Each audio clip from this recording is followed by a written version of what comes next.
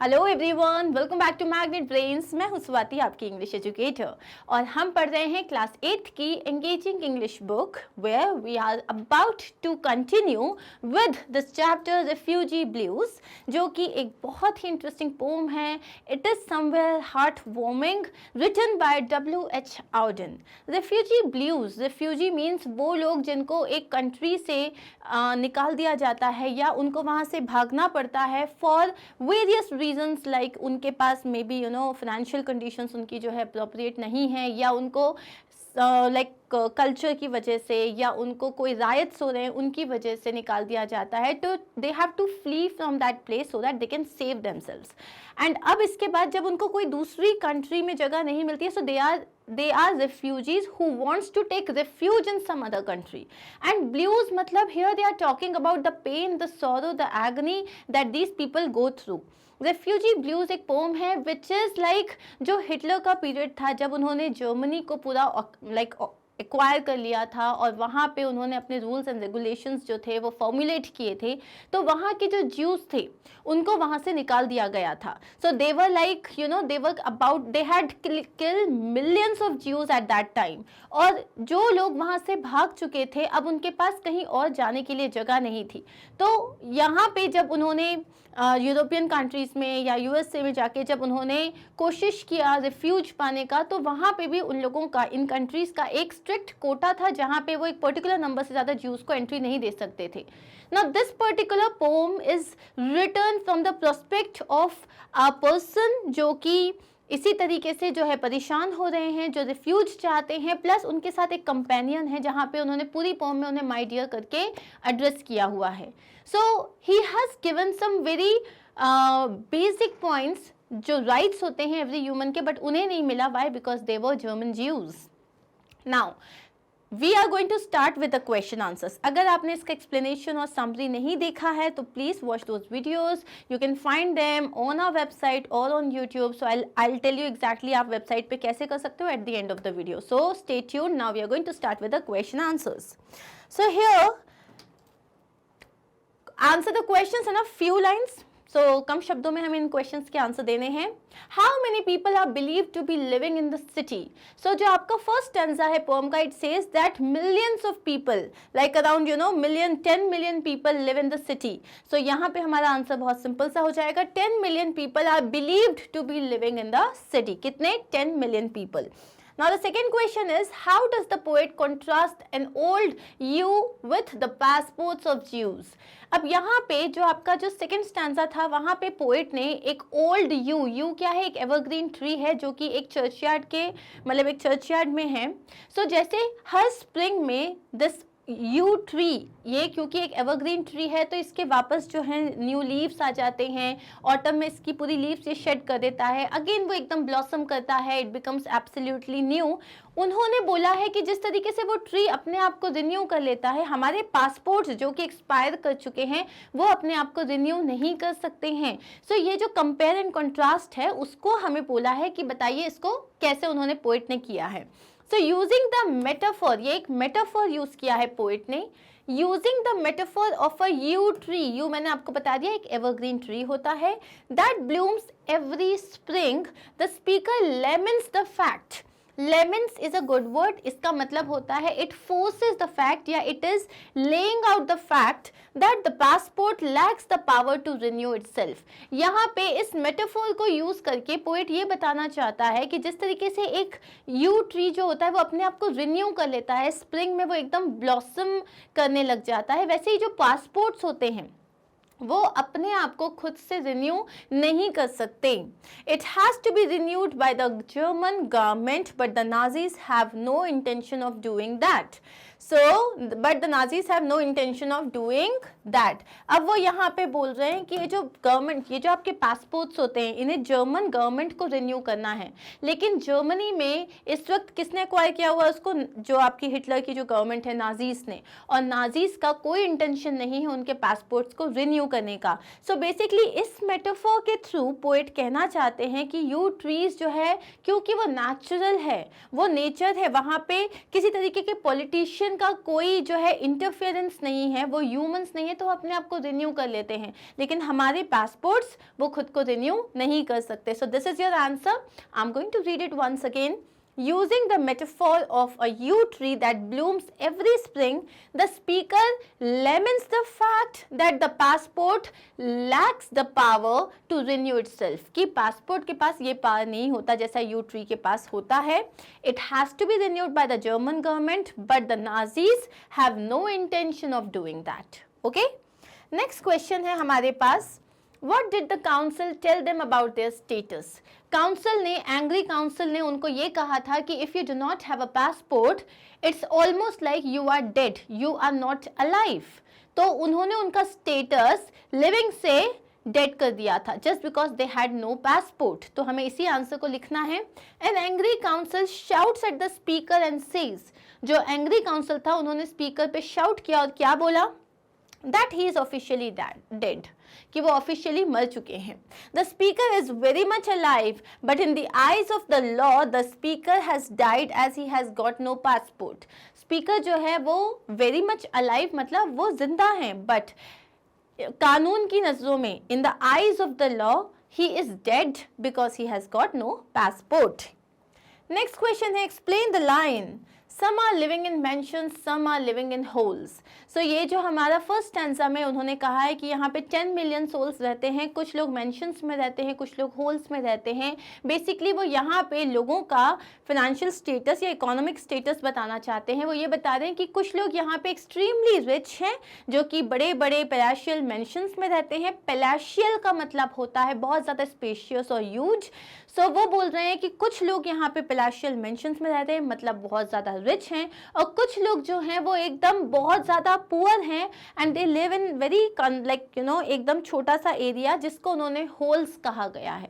Holes मतलब ये नहीं है कि वो किसी बिल में रह रहे हैं, इसका मतलब ये है that they are living in extremely compact areas, या फिर जैसे जो झोपड़पट्टी होती है जहाँ पे मतलब या पाथवेज में रह रहे हैं. तो बेसिकली कुछ लोगों के घर एक्सट्रीमली छोटे हैं, कुछ लोगों के घर एक्सट्रीमली बड़े हैं. इससे वो ये बताना चाहते हैं कि वहाँ पे मतलब एक रिच लोग भी हैं, पुअर लोग भी हैं, लेकिन एक चीज़ कॉमन है उनमें, उन सब के पास घर है बट पोएट के पास कोई घर नहीं था. So the line is carefully constructed to emphasize the difference between the rich and poor. ये जो लाइन है इसको केयरफुली कंस्ट्रक्ट किया गया है क्या बताने के लिए? To emphasize the difference between rich and the poor. The poet here wants to say that the city has millions of people. और poet यहाँ क्या कहना चाहता है कि इस city में millions of people हैं. Some of them are very wealthy, some are very poor, but they all have a place to live. कुछ लोग बहुत ज़्यादा अमीर हैं, कुछ लोग बहुत ज़्यादा गरीब हैं, but everybody has a place to live, unlike the poet. Next question है, how was the speaker treated by people in other countries where he went and how he went seeking refuge? So where he went seeking refuge, how was the speaker treated by people in other countries where he went seeking refuge? तो जब poet जो है वो US में गए या वो England में गए, जो बेसिकली वो अलग अलग कंट्रीज़ में जब जा रहे थे उधर पे अपने लिए एक छोटी सी प्लेस के लिए, so that he can survive, he can live at one place. तो जब वो अलग अलग जगह पे जा रहे थे तो वहाँ के लोगों ने उन्हें कैसे ट्रीट किया? तो पोम में हमें ये बताया गया है कि वहाँ के लोग जो थे they did not want the Jews to enter, तो they could let a cat in. अगर किसी कैट को ठंड लग रही है तो उन्होंने उसको अपने घर में जगह दी. एक जो पूडल है बेसिकली, एक जो डॉग है उसको भी अपने घर में जगह दी. लेकिन ये जो ज्यूज थे इनको उन्होंने एनिमल्स से भी बदतर ट्रीट किया because they did not let a Jew inside their house. सो इसका आंसर हम कैसे लिखेंगे? The speaker points out that people are more willing to help animals. जो लोग हैं वो एनिमल्स की मदद करना चाहते हैं then Jewish refugees. Jewish refugees के कंपेरिजन में वो एनिमल्स की मदद करना प्रेफर कर रहे हैं. They let cats come in from the cold and dress up their dogs in fancy coats. वो अपनी cats जो हैं बाहर, अगर कोल्ड है बहुत ज़्यादा तो वो cats को घर में आने दे रहे हैं, अपने डॉग्स को फैंसी कपड़ों में ड्रेसअप कर रहे हैं. they evidently value the lives of their pets more than their fellow human beings. So ये evident है कि वो जो है अपने pet animals की life को ज़्यादा value दे रहे हैं rather than giving value to their fellow human beings. Why? Because they are Jewish people. Okay? Next question है, which lines in the poem indicate that there are no homes for Jews even though there is enough housing? So कौन सी line है poem में जो ये बता रही है कि there are no homes for Jews, ये जो Jewish people है इनके लिए कोई घर नहीं जबकि बहुत सारे जगह है वहाँ पे. So here the lines are, say the city has 10 million souls, some are living in mansions, some are living in holes, yet there is no place for us my dear, yet there is no place for us. So जो first stanza है वो बता रहा है कि यहाँ पे 10 million लोग रहते हैं, उनके पास बड़े बड़े घर हैं, छोटे छोटे घर हैं, लेकिन हमारे लिए कोई जगह नहीं है. नेक्स्ट क्वेश्चन है, what are the various locations that the speaker goes to? तो स्पीकर इस पोम में बहुत अलग अलग लोकेशन पे जाता है. वो एक कमिटी पे जाता है, वो एक पब्लिक मीटिंग में जाता है, वो वुड्स में जाता है, फॉरेस्ट में जाता है, हार्बर पे जाता है. तो हमें यही आंसर लिखना है. हम क्या लिखेंगे? The speaker goes to the council. पहले वो कहाँ जाता है? काउंसिल के पास जाता है. एक कमिटी जो कि डिजाइंड ही है टू हेल्प द रिफ्यूजीज. सो एक पब्लिक मीटिंग में जाता है, हार्बर में जाता है, वॉक थ्रू अ वुड एक फॉरेस्ट के थ्रू होते हुए जाता है, और एक great plain in the falling snow, और एक वो खुले मैदान में भी जाता है जहाँ पे स्नोफॉल हो रहा है. सो ये सारे आपके आंसर है. सबसे पहले वो काउंसिल के पास गया, फिर वो कमिटी के पास गई, जो कमिटी डिजाइन की गई थी इन रिफ्यूजी को हेल्प करने के लिए. Then he goes to a public meeting जहाँ पे वो लोग मना कर रहे थे कि आप ये ज्यूस को एंट्रेंस मत दो. फिर वो एक हार्बर में जाते हैं जहाँ वो फिश को देखते हैं. फिर वो फॉरेस्ट के होते हुए जाते हैं जहाँ पे वो बर्ड्स को सिंग करते हुए देखते हैं. एंड देन ही वॉचेस और he goes to a great plain जहाँ स्नोफॉल हो रहा है और जहाँ पे जो नाजी सोल्जर्स हैं वो एक तरीके से उनको किल करने के लिए उनका वेट कर रहे हैं. Okay, now what were the soldiers doing on the great plain? Why? अब ये जो great plain था उसमें soldiers क्या कर रहे थे? The soldiers were hunting for the Jews refugees hoping to kill them. क्या कर रहे थे वो लोग? वो हंट कर रहे थे, मार्च करते हुए हंट कर रहे थे. किसको हंट कर रहे थे? जर्मन रिफ्यूजीज जो थे, ये जो ज्यूस रिफ्यूजीज थे जो जर्मन से बिलोंग करते थे, उनको वो हंट कर रहे थे hoping to kill them so that they can kill them. अब है आपके पास answer the questions with reference to context. तो यहाँ पे हमें पोम की कुछ लाइंस दिए हुए हैं, उस पे बेस्ड कुछ क्वेश्चंस हैं हमारे पास. Once we had a country and we thought it fair. Look in the atlas and you will find it there. We cannot go there, my dear. We cannot go there now. So अब यहाँ पे poet ने क्या कहा था इन lines में कि हमारी भी एक टाइम पे एक कंट्री थी. So he is talking about Germany जहाँ पे वो बिलोंग करते थे, जहाँ उनके पास एक घर था where he was safe and secure and he had a peaceful life and we thought it fair. और हमारे लिए वो कंट्री बहुत अच्छी थी. फेयर मतलब it was good, secure and safe. Look in the atlas and you will find it there. अगर तुम एटलस में देखोगे तो तुम्हें आज भी वो कंट्री दिखेगी वहाँ पे वर्ल्ड मैप में. You will find that country but we cannot go there now my dear, we cannot go there. मतलब अब वो प्लेस हमारे लिए सेफ नहीं है. and now we cannot go there. though we have a country, though we have a house, we cannot go there. who is the speaker in these lines? whom does he address as dear? तो speaker कौन है? the poet is the speaker in these lines. और यहाँ पे वो किनको address कर रहे हैं? वो एड्रेस कर रहे हैं अपने कंपेनियन को. so the poet is the speaker in these lines who is a Jewish refugee. और वो कौन है? वो एक Jewish refugee है. he addresses dear to his fellow refugee. जो उनकी fellow refugee है, जो उनकी कंपेनियन है, उसको वो as dear जो है वो एड्रेस कर रहे हैं. नेक्स्ट क्वेश्चन है, which country is the speaker referring to? Why can't he go there any more? अब वो जिस कंट्री को रेफर कर रहे हैं that country is Germany. And why can't he go there any more? The speaker is terrified of returning to Germany as it is not a safe place for him anymore. So जो speaker है वो बहुत ज़्यादा terrified है, डरा हुआ है वापस अपनी कंट्री में जाने के लिए because it is not a safe place for him anymore. Okay? Next है, explain the contradiction in the second and the third line. अब वो सेकेंड लाइन में बोल रहे हैं that if you will find it in the atlas, मतलब वो country exist करती है, बट लास्ट लाइन में उन्होंने कहा है लेकिन हम वहां नहीं जा सकते. सो दिस कॉन्ट्रास्ट हमें इसको एक्सप्लेन करना है. The line says that once they had a country, a home which was safe to live in, but now though the country still exists on map, it is not safe for them and they are forced to move out to survive. तो ये lines क्या कहती हैं कि ये line बोलती है कि एक टाइम पे उनके पास एक कंट्री थी, एक घर था जो कि सेफ था रहने के लिए, बट नाउ, लेकिन अब जो है, though the country still exist on map, मतलब जो वो कंट्री अभी भी एग्जिस्ट करती है, it is not safe for them and they are force to move out to survive. वो अब उनके लिए सेफ नहीं है और अब उनको वहाँ से मतलब जाना पड़ा है. They are force to move out, मतलब उनको ज़बरदस्ती, वो नहीं चाहते लेकिन उनको जाना पड़ा है टू सर्वाइव. नेक्स्ट क्वेश्चन है, explain the use of repetition in the last line of the extract.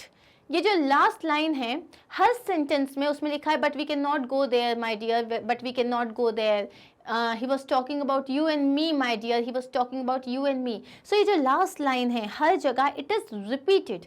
क्यों रिपीट किया गया है? The repetition gives the poem a musical tone, turning it into a blues, a song of mourning and despair. ये जो last line repeat करी गई है ये एक म्यूजिकल टोन देता है उसको, turning it into a blues. और ये ब्लूज क्या होता है, इसको ब्लूज में टर्न करते हैं ना. ब्लूज मतलब होता है it is a song of morning and despair. एक सॉन्ग जहाँ पे आप जो हो मोर्न कर रहे हो, अपने पेन को बयां कर रहे हो, एंड डिस्पेयर मतलब अपनी सैडनेस, अपने पेन को जो है, अपने सौरों को जहाँ पे आप बताते हो उसे बोलते हैं ब्लूज. सो यहाँ पे इसको म्यूजिकल टोन देने के लिए, ब्लूज का म्यूजिकल टोन देने के लिए जो लास्ट लाइन है वो रिपीट करी गई है. तो ये आंसर बहुत इंपॉर्टेंट है, दिस कैन कम. अब है next question. Though I heard the thunder rumbling in the sky, it was Hitler over Europe saying they must die. Oh, we were in his mind, my dear. Oh, we were in his mind. So यहाँ पे जो ये कौन सा stanza है जिसमें वो बताते हैं कि वो माइक पे सुनते हैं कि मतलब स्पीकर में सुनते हैं कि जो हिटलर है उसका कोई पर्टिकुलर स्पीच आ रहा है जहाँ वो बहुत ज़ोर से बोल रहा है कि you know they must die. और वो इतनी पावरफुल आवाज़ में बोल रहा है कि ऐसा फील हो रहा है जैसे कि आसमान में थंडर हो रहा है, बिजलियाँ कड़क रही हैं, इतना ज़्यादा स्ट्रेंथ के साथ बोल रहा है वो. And then he says that they must die, so he is talking about you and I, मतलब he's talking about the Jewish refugees who must die. What does the thunder represent?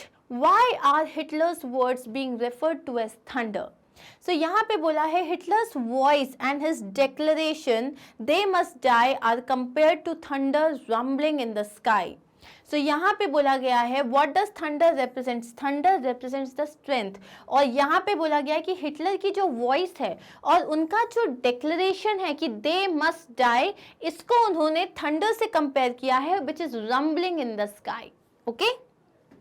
अब है this metaphor depicts how powerful the man was and how his decrees had a god-like power at that time. ये जो metaphor है, ये comparison है, ये क्या बताता है कि हिटलर एक्सट्रीमली पावरफुल इंसान थे एंड हाउ हिज डिक्रीज मतलब जो उनके अंडर काम करते थे उनको ये पावर दिया गया था कि जहाँ तुम्हें कोई भी ज्यूइश रिफ्यूजी मिले just go and kill the person. तो उनके पास गॉड लाइक पावर था eight that time. His reach expanded all over speakers world. And Hitler की बात को, आवाज़ को उन्होंने थंडर इसलिए कहा है क्योंकि थंडर किसी एक पर्टिकुलर प्लेस पे सुनाई नहीं देता. Thunder is like all over the place. And यहाँ पे वो कहना चाह रहे हैं कि उनमें इतना ज़्यादा पावर था, इतनी ज़्यादा स्ट्रेंथ थी that his voice expanded everywhere like thunder. Okay, अब नेक्स्ट क्वेश्चन पे जाते हैं हम. whom was Hitler referring to as they? जो हिटलर ने कहा था दे मस्ट डाई, तो दे जो है वो किसके लिए बोला जा रहा है? ज्यूइश रिफ्यूजीज के लिए कहा जा रहा है. So Hitler was referring to the Jewish refugees. Now explain the phrase we were in his mind. Last line में पोएट बोलते हैं कि जब उन्होंने कहा दे मस्ट डाई, इसका मतलब he was talking about us. Oh we were in his mind, इसका मतलब he was talking about Jewish refugees, और हम कौन है, हम ज्यूइश रिफ्यूजी हैं. So he was talking about us that we must die. So इसका आंसर क्या लिखेंगे हम, the phrase we were in his mind means when Hitler was saying they must die, he was talking about the Jewish refugees, that is the speaker and his fellow man. जो speaker थे और उनके साथ जो बाकी के refugees थे, उनके साथ जो फेलो मैन थे, वो उनकी बात कर रहे थे कि every Jewish refugee must die. Next question है, walked through a wood, saw the birds in the trees, they had no politicians and sang at their ease. They were not the human race, my dear, they were not the human race. Now this particular stanza happened then when जो हमारे poet हैं वो एक forest से होते हुए जा रहे थे और वहाँ पे उन्होंने क्या देखा, जो बर्ड्स थी they were singing easily and freely, और उन्होंने कहा था कि वो इतने ईज के साथ, इतनी फ्रीली, फ्रीडम के साथ इसीलिए गा पा रही हैं because they do not have politicians in their life. वो पॉलिटिशियंस जो अपने अनजस्ट रूल्स एंड रेगुलेशन से ह्यूमन लाइफ को जो है हैरेस कर रहे हैं. एंड लास्ट में वो बोलते हैं कि वो इतने फ्री क्यों हैं, क्योंकि वो ह्यूमंस नहीं है. अगर ह्यूमंस होते तो उनकी लाइफ में पॉलिटिशियंस होते, उनके पास ये फ्रीडम नहीं होती. अब इस पे बेस्ड जो क्वेश्चन है वो देख लेते हैं. What kind of life do the birds lead, birds कैसी लाइफ जीते हैं. The birds sing easily and freely because their freedom comes from the fact that they are not mixed up in politics. यहाँ हमने लिखा है कि जो birds हैं वो easily sing करती हैं, freely sing करती हैं. Why?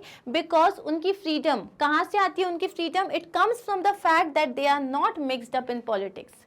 उनकी freedom कहाँ से आती है, क्योंकि वो humans नहीं हैं, तो politics जो है, politics उनकी life में नहीं है, इसीलिए उनको वो freedom मिली हुई है.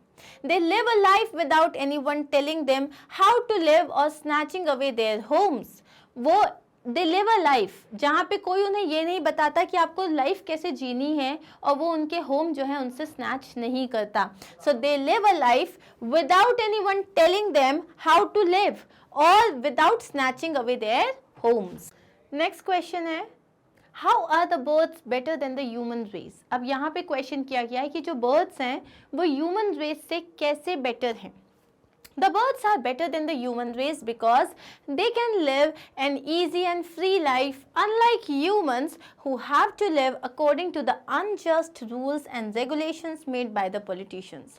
अब birds की life इसीलिए better है, क्यों, क्योंकि वो एक easy और free life जी सकते हैं unlike humans, मतलब जहाँ पे humans जैसे नहीं, जिनको कैसे रहना पड़ता है according to the unjust rules and regulations made by the politicians.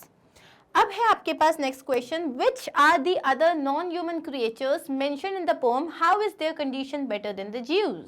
अब यहाँ बोल रहे हैं कि ह्यूमंस के अलावा उन्होंने बात करी है कैट्स की, डॉग्स की, उन्होंने फिश की बात की है, बर्ड्स की बात करी है, तो उनकी लाइफ ह्यूमन से कैसे डिफरेंट है. So the other non human creatures mention in the poem are a poodle, dog, a cat and fish. Their condition is better than the Jews because, अच्छा यहाँ पे हम bird भी लिखेंगे, a cat, birds and fish. Their condition is better than the Jews because they are welcomed by the people living in these foreign countries. उनकी जो condition है वो इसीलिए better है क्योंकि इन foreign countries में जहाँ पे ये refuge चाह रहे हैं और उन्हें नहीं मिल रहा है, उसमें क्योंकि वो Jews नहीं है, उनको refuge मिल रहा है. They can go anywhere. They evidently value the lives of their pets more than their fellow human beings. क्योंकि ये जो फॉरेनर्स हैं जिनकी कंट्री में वो जा रहे हैं कि उनको कोई मतलब रहने की जगह मिल जाए, वो लोग अपने पेट्स को और ये जो एनिमल्स हैं इनको वो लोग ज़्यादा रिस्पेक्ट दे रहे हैं, उनको ज़्यादा अच्छे से ट्रीट कर रहे हैं rather than treating their fellow human beings as human beings. Okay? Next question है, think and answer. What does the title of the poem mean? Explain its significance. Refugee Blues. Refugee Blues. Now finally understand इस title का मतलब क्या होता है. The poem highlights the lost and horrible state of German Jewish people who had to leave their homes and seek refuge in other countries due to the rise of Hitler and Nazism. So यहाँ पे जो poem है ये किस चीज़ को highlight कर रही है? Lost and horrible state. Lost क्योंकि अब उनके पास घर नहीं है, horrible because they are living a miserable life. So lost and horrible state of German Jewish people. किसकी? जर्मन ज्यूइश पीपल की, who had to leave their homes, जिन्हें अपने घर छोड़ के जाना पड़ा, and seek refuge in other countries, और दूसरी कंट्रीज में जहां वो रिफ्यूज मांग रहे हैं, due to the rise of Hitler and Nazism. किसकी वजह से? Rise of Hitler and Nazism, क्योंकि हिटलर उस वक्त जो था अपने फुल फॉर्म में था और नाजिज्म बढ़ रहा था, इसकी वजह से उनकी जो हालत थी वो बहुत मिजरेबल हो गई थी। The strict laws deprive them of their right to live Holocaust concentration camps. So अब यहाँ पे क्या बोल रहे हैं? The strict laws deprived them of their right to live. जो हिटलर के स्ट्रिक्ट लॉज थे, उन्होंने उनको उनका जो राइट टू लिव है कि yes everybody has the right to live, उस राइट को ही छीन लिया। हॉलोकॉस्ट कॉन्सेंट्रेशन कैंप्स में उनको रहना पड़ा। Blues in the title refers to the musical genre that originated at the end of the 19th century. अब जो ब्लूज है, रिफ्यूजी ब्लूज, ब्लूज जो है ये एक म्यूजिकल जॉनरा के बारे में है, और ये जो म्यूजिकल जॉनरा है ये कब हुआ था? 19th सेंचुरी में स्टार्ट हुआ था, and has a sad melancholic tone which is the tone of this poem. और इसका जो टोन है, ब्लूज का मतलब क्या है? सैडनेस के बारे में है, ये मतलब पेन के बारे में है। तो इस मेलांकोलिक का मतलब होता है full of sadness. Which is the tone of this poem? They sing of their agony and pain. और यहाँ पे ये जो पोम है ये पूरी किसके बारे में बात कर रही है? उनकी तकलीफ की, उनके पेन के बारे में बात कर रही है। Next is, how does the poem convey the misery of displaced people? Do you think it is true in today's world? It is true in today's world. अब यहाँ क्वेश्चन है कि ये जो पोम है किस तरीके से जो डिस्प्लेस्ड पीपल है, मतलब जिनका घर छिन चुका है, अब वो दूसरी जगह जा रहे हैं, उनकी मिsery को किस तरीके से बताता है, और क्या ये आज के वर्ल्ड में भी सही है? The setting of the poem is in the city of refuge. Like the narrator and his lover, they are thrown out of their house just because they are Jews. अब यहाँ बोल रहे हैं the setting of the poem is in the city of Germany. ठीक है? Is in the city of Germany. और यहाँ बोल रहे हैं the refugees like the narrator. अब refugees कर देते हैं हम इसको, the refugees like the narrator and his lover. ठीक है? ये क्या है? Are thrown out of their house just because they are Jews. अब यहाँ पे ये बता रहे हैं कि ये जो नरेटर है और उनकी जो कंपेनियन है उनको घर से निकाल दिया गया है, उनको उनकी कंट्री से निकाल दिया गया है। क्यों? क्योंकि वो सिर्फ ज्यूज हैं। They are considered misfits for society just because Hitler has ordered that. और अब वो सोसाइटी के लिए मिसफिट है, मतलब वो बोल रहा है कि बस इन ज्यूज को किल कर दो because they are not appropriate for the society. Why? Because उसको ऐसा लगता है, just because Hitler has ordered that. अब यहाँ पे वो बोल रहे हैं Refugee Blues talks about the fear and desperation of being a refugee. यहाँ पे जो रिफ्यूजी ब्लूज है किसके बारे में बात कर रहा है? The fear and desperation of being a refugee. The people are terrified of returning to their homes. लोग जो है वो अपने घर जाने में डर रहे हैं, but also are unable to find a safe haven elsewhere. वो अपने घर नहीं जा पा रहे, लेकिन उन्हें और कहीं घर भी नहीं मिल रहा। They are not able to find a safe abode for themselves. They are isolated and trapped between countries without a clear sense of home. अब वो अकेले हो चुके हैं, उनके पास घर कहने के लिए, कंट्री, खुद की कंट्री कहने के लिए कोई जगह नहीं है। They are trapped between countries. ना इस कंट्री में जा सकते हैं, ना इस कंट्री में जा सकते हैं. So they are totally trapped. They feel loneliness, pain and sense of stagnancy that accompany exile. वो कैसा फील कर रहे हैं? वो पेन फील कर रहे हैं, अकेलापन फील कर रहे हैं, and sense of stagnancy. Stagnancy मतलब एक तरीके से अटक जाना, ना आगे जा पा रहे हैं ना पीछे जा पा रहे हैं। That accompany exile. क्यों? क्योंकि उनको एक तरीके से वनवास मिल गया है। क्यों? क्योंकि उनको उनकी कंट्री से निकाल दिया गया है। This is relevant in today's world when similar situations occur. और आज भी जब कोई भी टायरेंट आ जाता है, कोई भी जो है बहुत ज़्यादा पावरफुल इंसान आ जाता है, तो भी यही होता है। They torture the poor people or they torture the weak people and nobody does anything about it. Nobody can do anything about it because everybody is scared and everybody is like everybody has just one thing on their mind that we have to save ourselves first. बाकी लोगों का जो होता है वो हो जाने दो। सो यस, ये चीज़ आज के वर्ल्ड में भी सही है। आज के वर्ल्ड में भी यही होता है। जब कोई मॉन्स्ट्रस टायरेंट आ जाता है तो लोग उससे इतना डर जाते हैं, अनटिल अनलेस यू नो कोई लिटरली उस चीज़ के खिलाफ खड़े हो। आज भी यही होता है, मॉडर्न वर्ल्ड में भी यही होता है। Okay, now we are done with all the question answers of this chapter, but अभी chapter हमारा खत्म नहीं हुआ है. We are still left with the grammar part, vocabulary part and the writing part, which we are going to cover in our next video. Now I had told you कि आप जो हो ये सारे videos हमारी website में easily देख सकते हो. Now what you have to do is जो address bar होता है उसमें you have to type magnetbrains.com. The moment you will enter आपके पास ये होम स्क्रीन आ जाएगी.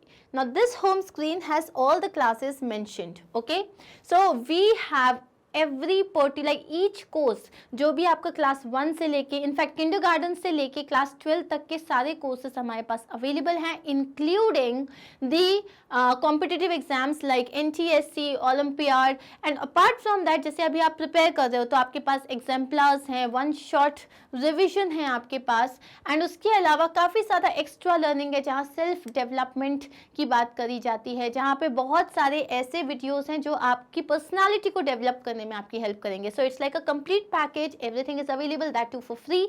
What you have to do, click on the class, then you have to select the subject. आपको subject पे click करना है. Suppose you wish to study English, engaging English, or you wish to study grammar. Click and then you will get a list of chapter wise videos. अब ये जो chapter wise videos हैं इसमें अब आपको जैसे suppose you have already done the summary, अब आपको समरी नहीं चाहिए, so you can directly go to the question answers और you can go to the question answers part 2 जहाँ पे हम ग्रामर की बात करते हैं, वोकैबुलरी और राइटिंग पार्ट की बात करते हैं, या आप सीधा एक्सप्लेनेशन में जा सकते हैं. So this is how you can directly jump to the video you want to watch, and that's it, your video will appear. Right, and once you are done with this, you want to watch another video, you have to just press on this cross और उसके बाद go back again, you select and then you can continue like that. Right, so that's it. Thank you so much. अगर आपको ये question answers समझ में आए, if you understood the chapter well, then do not forget to like, subscribe and share this video with your friends, because you know sharing is caring. If you care for your friends, if you really want them to do good as well, then you can always share this video. Thank you so much. Take care of yourself. I'll see you soon. Bye bye.